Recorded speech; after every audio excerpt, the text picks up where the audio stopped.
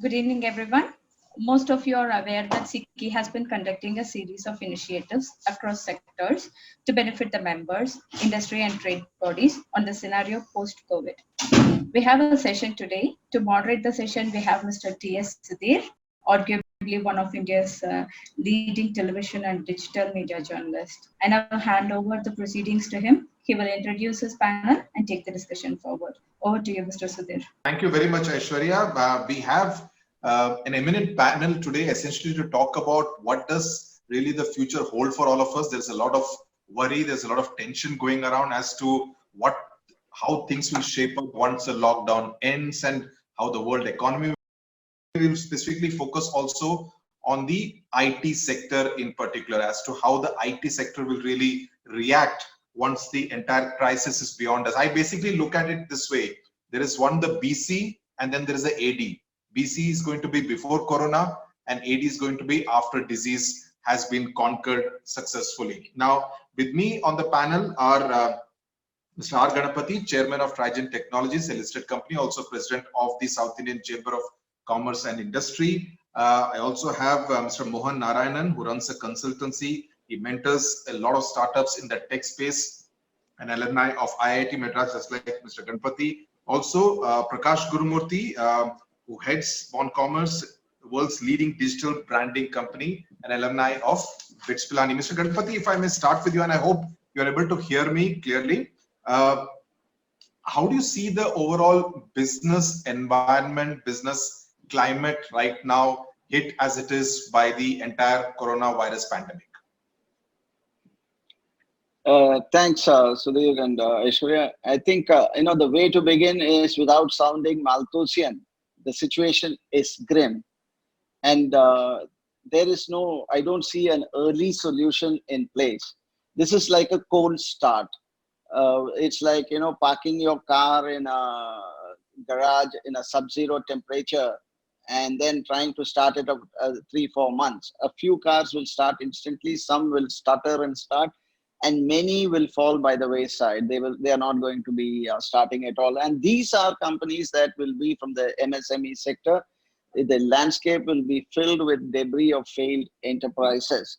And I think that was the cause for immediate concern, because this is a sector that employs a lot of people. That sector does the heavy lifting in terms of employment, skilled, semi-skilled, and unskilled. So that is where I think the focus has to be, how we are going to manage the MSME sector. The easiest thing to say is to give them food. Easiest thing to say would be to give them money in their pockets till such time as the turnaround happens. But here we are in a situation in a globally interconnected world where the largest economy itself is struggling. See, we need to recall two things. One is USA went into this from a historical high, and India got into it from a historical low. So I think this mismatch is going to be the most troubling factor for India.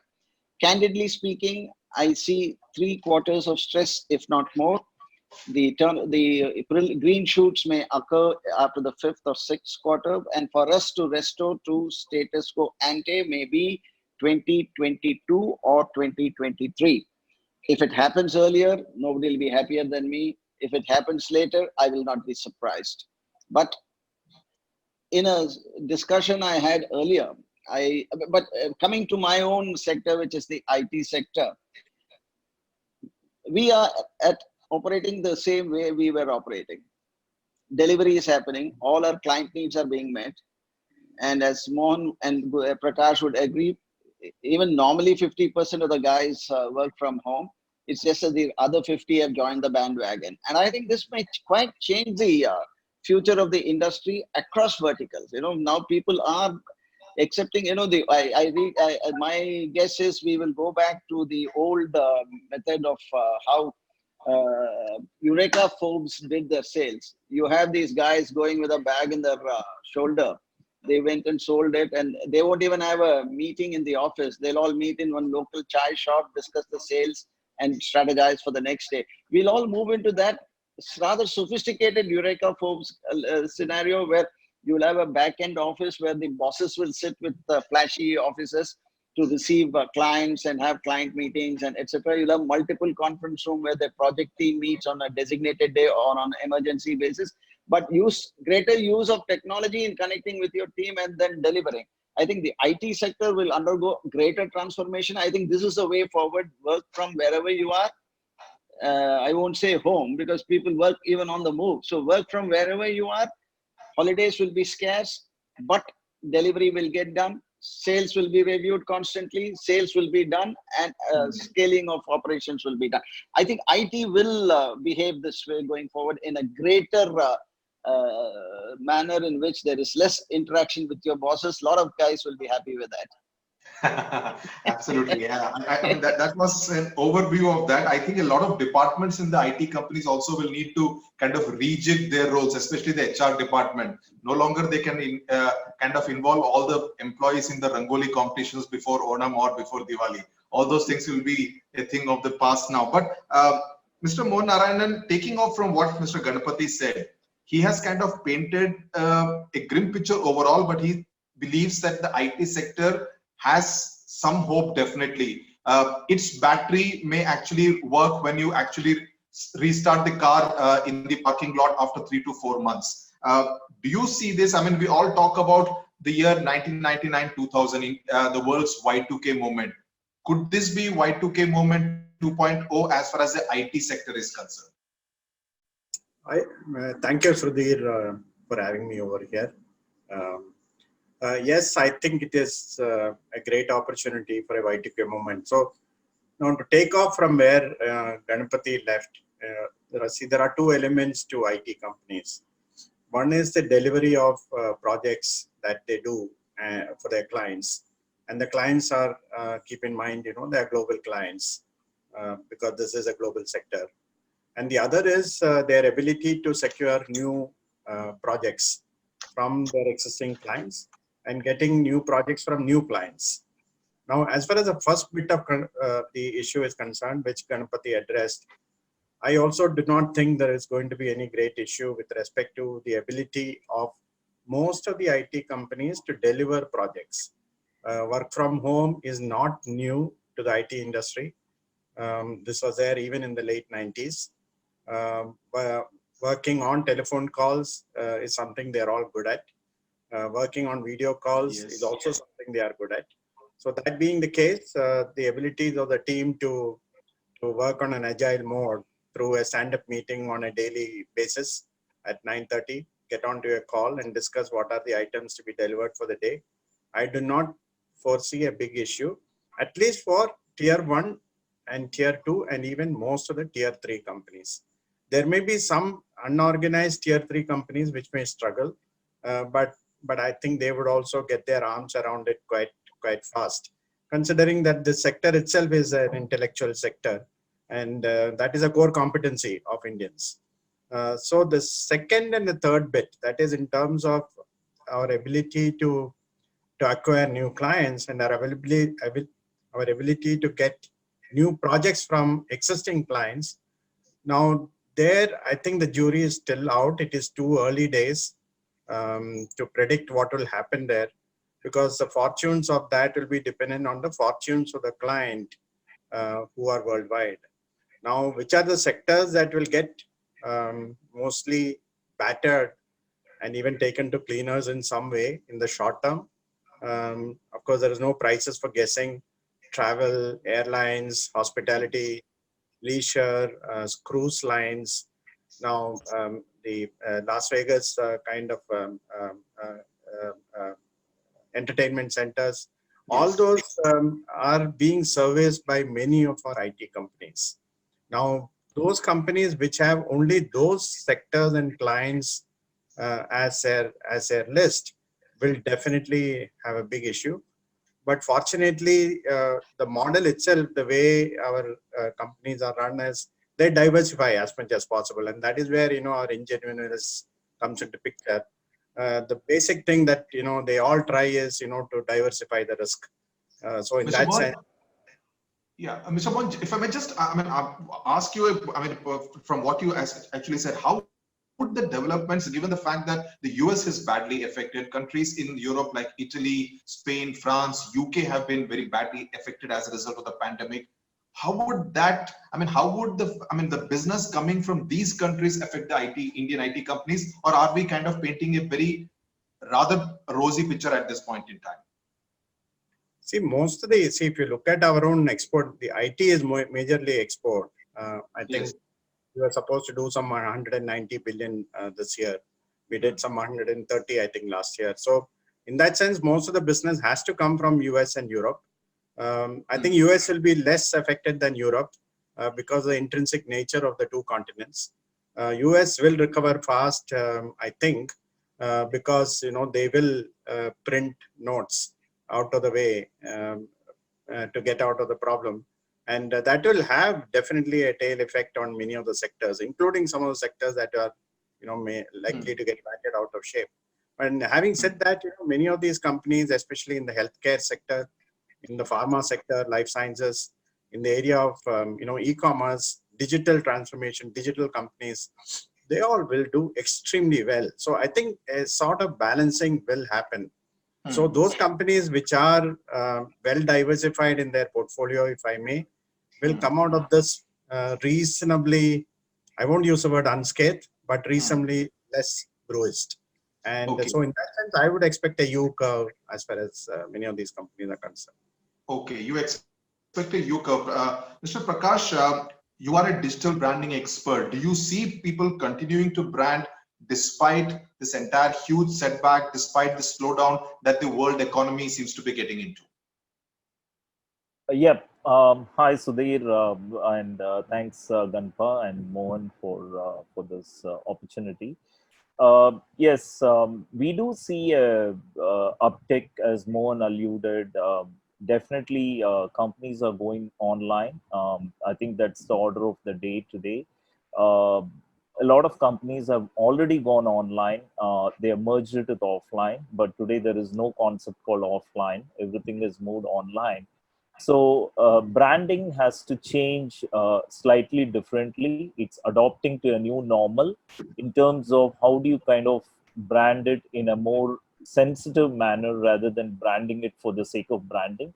So recently, Mary Maker, published a report last Friday, and she said the digital natives will definitely do well. The online to offline companies will definitely do well, and there is a different new normal from a branding perspective, right? Because we and I run the rest of the world P&L for a boutique digital agency which focuses on experience management and enterprise commerce. We are doing quite well because we do see all our brands facing an uptick. In fact, when I say uptick, it's on the order of 10x or 12x on online revenues, and it's very important that they sustain that and also brand in such a way that one is they are getting a tsunami online. um, Earlier they used to get it between offline and online, but today they are just getting it online. So the branding actually has to adopt it to a new normal compared to the traditional digital natives like an Amazon or a Google or what have you, right? So these brands have to kind of adopt to a different type of marketing methodology, and they are doing that. So I would say it's changing, and companies are actually figuring out as they move on in the 12x or 10x growth that they are seeing on their online platforms. Prakash, you mentioned sensitive branding. Just expand on that a bit. What kind of branding tweaking do you see happening between now and by the time the world has kind of conquered the virus pandemic? Great. Excellent point, Sudhir. So, see, what is happening today is leaders are figuring out the fact that it has to be mixed with a level of empathy and compassion on like Yes. how they kind of look at ethos, pathos, and logos. It's not about hey, I'm going to do like provocative marketing, or it's not about the fact that I'm going to do aggressive marketing, right? It's about the fact that what do I stand for at this point in time, and does that reflect my character, and and do people notice that, right? So that's where the sensitivity comes into the fact. So it's not about logos, it's never about the logic, but it's about the ethos and the pathos of a particular brand, and that's where the sensitivity comes into play. Because it's today, millions of people are like dying, millions of people are like affected, and it's very important to make sure that you don't cross the line in terms of how you kind of address to them, right? So it's a thin red line, right? And it can become like completely insensitive if we cross that line. Yeah, absolutely. Mr. Ganapathi, I mean, before we kind of wind up, just to take off from what Mr. Mohan was also alluding to, that there will be a change in the way business happens. So do you see the IT pack, in a sense, being the torchbearer of this new world order that might possibly emerge after this entire thing is behind us? Number two, do you see a major shakeup within the Indian IT space and probably many new players also emerging as a result of this, or will it be still the same big giants holding fort? Let me answer you. I'll give you the answer for the second one first. I think it will be the usual suspects because they would have survived the storm better. See, this is a very unique situation where it's like coming out of a medically induced coma. So you don't know what the collateral damage will be to the system when you come out of something like that. In as much as IT is concerned, Mohan will agree with me, ODC has been the way in which we have been delivering. But what we will also do is we'll create a more agile workspace and the ODC model to the open agile workspace through a seamless and borderless workspace with a secure network. See, all these things will cost a lot of money, so it will give an advantage to the existing player. This is how the delivery is going to happen. At the end of the day, for IT, what is very important is delivery. So I think the ramping up of the workspace will be the advantage of the rich and the famous to start with. I think there will be newer players emerging on the back end, and they will be the new BPMs, which is one of the sectors that has, as Mohan told me the other day, is a sector that has a huge employment potential for the lesser skilled people. So the BPM sector will grow up, and I think cost effectiveness in the new world will be so important. I think I see a situation where the second, third tier cities will benefit because of the advantage of the Bharat broadband that we are talking about. I'm told that Tamil Nadu has just uploaded its tender for the FTTH. Fiber to home is a very great, reliable connectivity option. So I think when this goes to the second and third tier cities with the mushroom growth of engineering colleges that many of we have in Tamil Nadu, Karnataka and Andhra and Hyderabad and Telangana, the South will continue to be a dominant player, but the big will just about get bigger. But I think you will see the entrance of newer players in some very niche technology space as it emerges. Right. Mr. Mohan, before we end, just permit me to kind of look even further ahead. Do you see, I mean, of course, because of this entire crisis, we have realized the importance of doctors and paramedic staff. Do you also see if IT is going to be, as I said, the torchbearer for the future? Do you see also a hope for a lot of India's engineering colleges, especially in the software sector? And a lot of startups coming up, as Mr. Ganapathi was saying, from the tier 2 and tier 3 cities. Absolutely. IT has always been a torch bearer historically. The only unknown in this, which I would, which I am little scared of predicting. See, 2000 was a known animal. 2008 was a known animal. 2000 was a dot-com bust. 2008 was a financial bust. It was a unidimensional problem. Now we are dealing with an unknown enemy. We don't know what is the end point. In 2008, we knew exactly, when Goldman Sachs went down or whichever company went down, then you know that, that's the end point that you have reached. Now here, we don't know when is the end point. So leaving that aside, because I cannot predict that portion, my strong belief is IT has the resilience to to be the torchbearer. And they are, the biggest advantage they have is, they are well diversified worldwide. So somebody's gain will be somebody's loss. So in that sense, these companies will definitely get that balancing act in the future. And they will continue to be the torchbearers in terms of recruitment of fresh graduates from engineering colleges. All engineering colleges, I can tell you in the last 3 weeks, they have not lost anything. Other than, of course, the lower rung colleges, they all have gone online. They're delivering classes through the Google Classroom. They are doing via online. They are interacting with the students. The only issue they are still trying to figure out is how do you handle the social and the psychological issue of the students having to work from home and not being able to meet their friends, which is a key reason why all of us go to education institutions. Absolutely. So that is an unknown thing, and hopefully they figure it out. So all the colleges with whom, and we have this PAN-IIT initiative where we work with all the engineering colleges on a voluntary basis. All of them are just now waiting for the universities to declare when the exams will start. Otherwise, they are all set. So the only loss that will happen is, the 2 weeks or 2 months of summer holidays. Right. And then they are on. So the students will be ready, but keep in mind that in the immediate this year, there will be some kind of a slowdown in terms of the ability of the companies to hire, not because of the lack of projects, but knowing the IT companies, they will be cautious.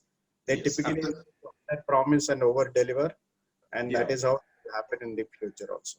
Absolutely. Caution is going to be the key word as far as the next year, at least the next few quarters are concerned.